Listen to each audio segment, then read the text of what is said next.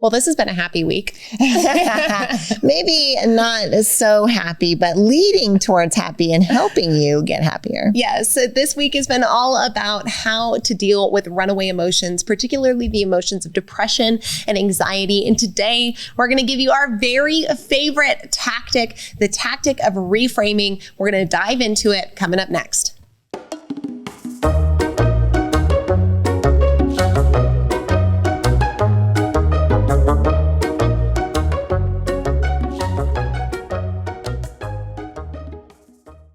We've had some really cool access to some really cool people, and we want to share it with you. We have an amazing interview series of some of the interviews we've done with celebrities like Dr. Deborah Tillman, America's Super Nanny, Dr. Joseph McClendon III, famous neuropsychologist, former professor of UCLA. We've got Dr. Bruce Lipton, author of Beyond Belief, and we even have John Maxwell, the #1 leadership expert. Your sisters want to bring you into the room with our most exclusive access. So go to kayandshai.com.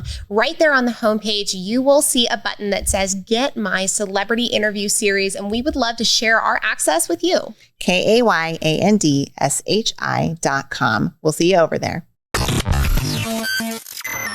You're enjoying this episode on Angel Phoenix Productions Podcast Network. To explore a complete lineup of quality programs and media production services, head on over to angelphoenix.com or like our Facebook page at facebook.com/Angel Phoenix Productions.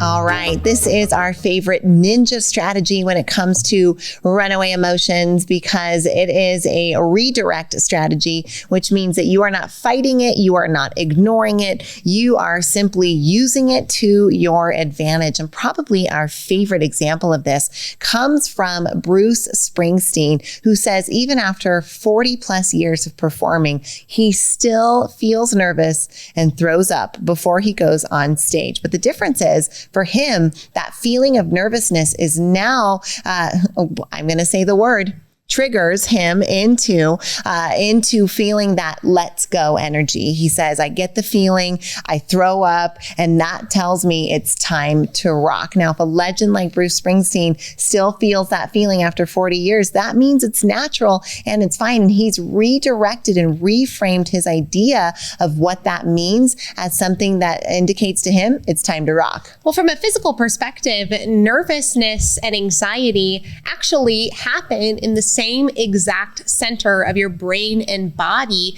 as excitement and anticipation. So the feeling, the physical sensation of anticipative excitement is the same as anxiety-driven worry. And so when you understand that the physical response is the same, your mental, beautiful power of awareness gets to come in and choose how you decipher that physical sensation. Because I'm so glad, Shai, that you said it must mean that it's natural, because one of the very first steps that we have here is embracing the fact that the emotion is natural and not trying to say that it is wrong, right? Instead of saying that it's wrong to ever feel angry, try anger tells me that I don't seem to be getting what I want and I need to understand and accept the situation or the person better, right? Instead of fighting it, I'm now learning to dance with it in a way that's more constructive for my life. Right. And that this is uncovering that idea of when we want to redirect something, we get inquisitive,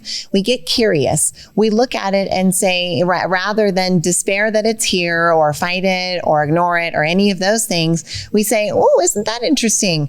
I'm feeling some apathy right now. I'm feeling apathetic. I wonder what that means. I wonder where that's coming from. I wonder why I feel that way. You know, that this might be present for a reason that I need to examine closely, or maybe I have an underlying belief that's limiting me that I haven't examined. So allowing emotions then to be something that makes you feel curious around why it is that it's come up for you and what its purpose is to serve you allows you to honor the emotion and respect it as a messenger to to you. And as Kay said, dance with it versus fight it. Now, when we fight emotions, oftentimes with our runaway emotions, fight is fuel, right? We get in, we feel the emotion of depression. We say, I'm not supposed to feel this way. I should be happy. I should be fine. I should be on top of it. And instead, you're not feeling that way on the inside. And so now many of us tend to start guilting ourselves. Well, why would I even feel depressed? Look at my life. It's so great.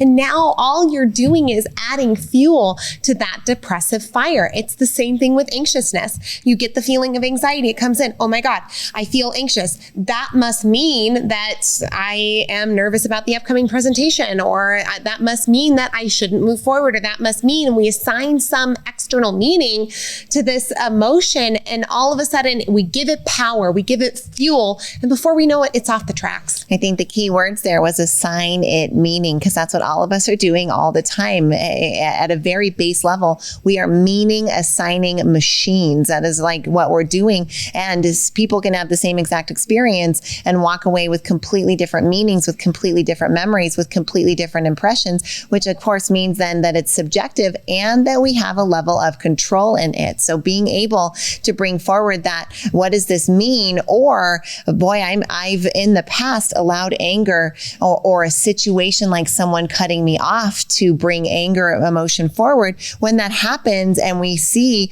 oh, that anger is bubbling for me, maybe this is an opportunity to look at it in a different way, give it a new meaning, and find a way to redirect ourselves and the energy so that it's a positive force for us, which is what we always want for you, is to have a positive force in your life and to help you find the positive force in yours, which is why we're always coming at you with love from your sisters, Kay and Shy.